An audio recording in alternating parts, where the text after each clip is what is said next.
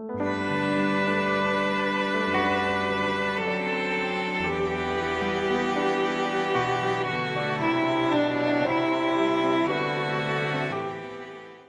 el nombre del Padre, del Hijo y del Espíritu Santo. Amén. Bendecido día, hermanos, para este miércoles 26 de enero.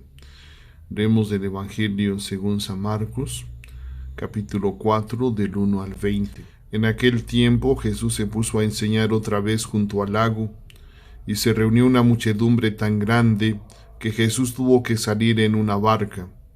Ahí se sentó. Mientras la gente estaba en tierra junto a la orilla, les estuvo enseñando muchas cosas con parábolas y les decía: escuchen, salió el sembrador a sembrar. Cuando iba sembrando, unos granos cayeron en la vereda. Vinieron los pájaros y se los comieron. Otros cayeron en terreno pedregoso, donde apenas había tierra. Como la tierra no era profunda, las plantas brotaron enseguida. Pero cuando salió el sol, se quemaron, y por falta de raíz se secaron. Otros granos cayeron entre espinas. Las espinas crecieron, ahogaron las plantas y no las dejaron madurar. Finalmente, los otros granos cayeron en tierra buena. Las plantas fueron brotando y creciendo y produjeron el 30, el 60 y el 100 por uno. Y añadió Jesús: el que tenga oídos para oír, que oiga.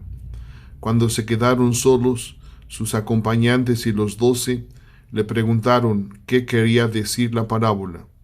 Entonces Jesús les dijo: a ustedes se les ha confiado el secreto del reino de Dios. En cambio, a los que están fuera, todo les queda oscuro. Así, por más que miren, no verán, por más que oigan, no entenderán, a menos que se conviertan y sean perdonados. Y les dijo a continuación: si no entienden esta parábola, ¿cómo van a comprender todas las demás? El sembrador siembra la palabra. Los granos de la vereda son aquellos que quienes se siembra la palabra, pero cuando acaban de escuchar, viene Satanás y se lleva la palabra sembrada en ellos. Los que reciben la semilla en terreno pedregoso son los que al escuchar la palabra de momento la reciben con alegría, pero no tienen raíces, son inconstantes y en cuanto surge un problema o una contrariedad por causa de la palabra, se dan por vencidos. Los que reciben la semilla entre espinas son los que escuchan la palabra, pero por las preocupaciones de esta vida, la seducción de las riquezas y el deseo de todo lo demás que les invade, ahogan la palabra y la hacen estéril. Por fin, los que reciben la semilla en tierra buena son aquellos que escuchan la palabra, la aceptan y dan una cosecha, unos de 30, otros de 60 y otros de 100 por uno. Palabra del Señor. Gloria a ti, Señor Jesús. Este fragmento de San Marcos inaugura la sección de las parábolas del reino. El auditorio es amplio, hasta tal punto que Jesús debe subir a una barca para que lo vean todos.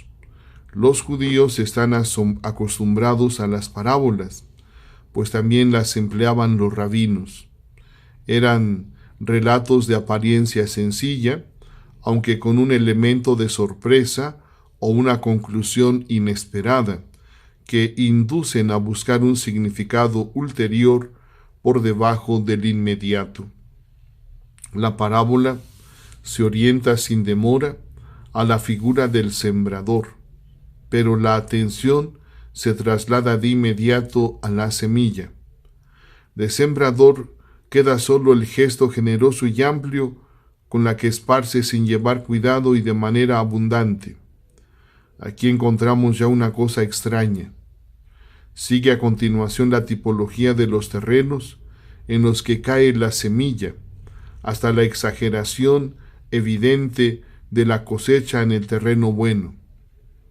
Tenemos aquí el punto culminante, el punto en el que la prodigalidad fuera de lo común del sembrador, es recompensada por un rendimiento desproporcionado. La imagen de la cosecha remite al fin de los tiempos. El significado originario de la parábola, reconducible al mismo Jesús y comprensible a sus oyentes, dice que la venida del Mesías está cerca y describe la abundancia de gracia del reino mesiánico. Viene después un breve diálogo en torno a la comprensión de las parábolas. Es probable que esta parte sea más tardía.